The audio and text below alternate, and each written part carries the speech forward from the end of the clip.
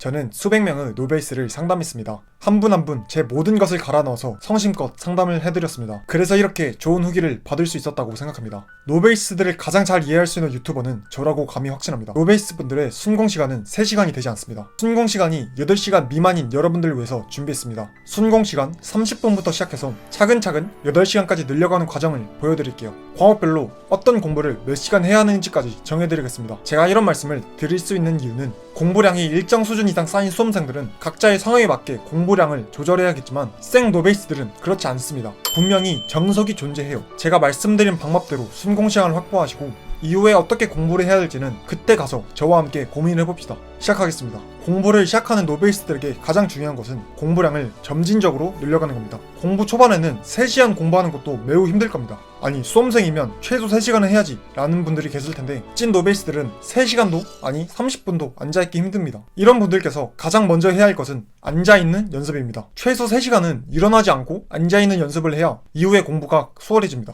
앉아있는 연습을 하기 위해서는 가장 쉬운 부담이 되지 않는 공부를 하셔야만 합니다. 저는 2가지를 추천드릴게요. 영어 단어 깜지 그리고 인강 듣기입니다. 저는 이 둘 중에서도 영어 단어 깜지를 맨 처음 하시는 걸 추천드릴게요. 영어 단어를 30분 동안 쓰는 것으로 공부를 시작하시면 됩니다. 분량도 정해드리겠습니다. 총 30개의 단어를 5번 쓰고 외우시면 됩니다. 한 단어를 5번 쓰시면 되고 시간을 넉넉하게 10초당 1개의 단어를 쓰시면 됩니다. 한글 뜻을 같이 쓰시면 돼요. 긴 단어, 짧은 단어도 있으니 평균값을 10초로 잡았습니다. 이렇게 30분 동안 영어 단어를 쓰시면 돼요. 이렇게 3일 동안 진행합니다. 길면 일주일까지 생각하시면 돼요. 쓰다 보면 이런 생각이 들 겁니다. 아, 좀 지루한데? 우리는 이 순간이 올 때까지 기다릴 겁니다. 지루한 느낌이 들 때 다음 단계로 넘어가시면 돼요. 이제는 사탐인강을 시작할 겁니다. 과목도 정해드릴게요. 자신이 역사 덕후가 아니라면 생윤사문을 선택하시면 됩니다. 혹은 세계지리, 한국지리를 선택하셔도 되긴 합니다. 제가 관리를 해주고 있는 학생 한 명은 생윤보다 세계지리가 맞다고 판단을 해서 세계지리를 들으라고 시켰습니다. 결국에는 재미가 중요한데 이런 식으로 자신이 원하는 사탐 과목을 선택하시면 되지만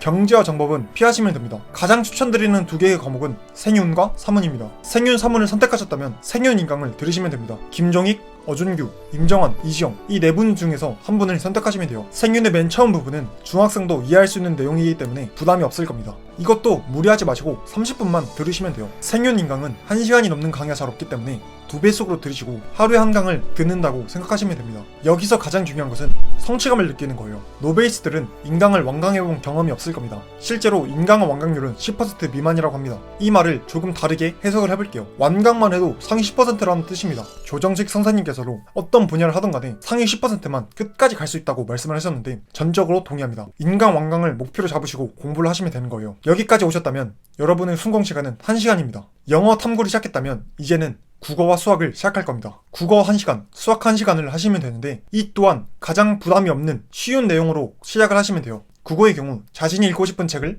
하루에 1시간 멈추지 않고 읽는 것을 시작하시면 돼요. 수학은 50일 수학을 하루에 1강 들으시면 됩니다. 다시 정리를 해보면 여러분은 이미 영어 30분, 탐구 30분, 국어 1시간, 수학 1시간 이렇게 3시간의 공부 시간을 확보하셨습니다. 여기까지의 내용이 납득이 되셨다면 좋아요 그리고 구독 한 번씩 부탁드릴게요. 그리고 고민이 많은 노베이스, 기적을 바라는 노베이스라면 이 영상을 시청하시면 됩니다. 지금까지 말씀드린 내용을 3번 반복하시면 순공이 9시간이 되는 것이고 4번 반복하면 12시간이 되는 거예요. 가장 중요한 것은 이 3시간을 확보하는 겁니다. 물론 세부적인 공부 시간과 내용은 달라질 겁니다. 이제부터는 이후의 공부에 대해서 말씀을 드릴게요. 영어는 조정식 선생님의 괜찮은 문장 혹은 이명학 선생님의 신텍스로 시작하시면 됩니다. 탐구는 30분을 늘려서 인강을 수강하시면 되고 국어는 강민철, 유대종, 김동욱 중에서 한 분을 선택하시면 됩니다. 그리고 수학은 이미지, 김상은, 정승재 이 3분 중에서 한 분을 선택하시면 돼요. 이 3분은 노베 위주의 강사님들이라 타 강사님들에 비해서 수강이 수월할 겁니다. 결론적으로 8시간을 공부한다고 가정했을 때 국어 3시간, 수학 3시간, 영어 1시간,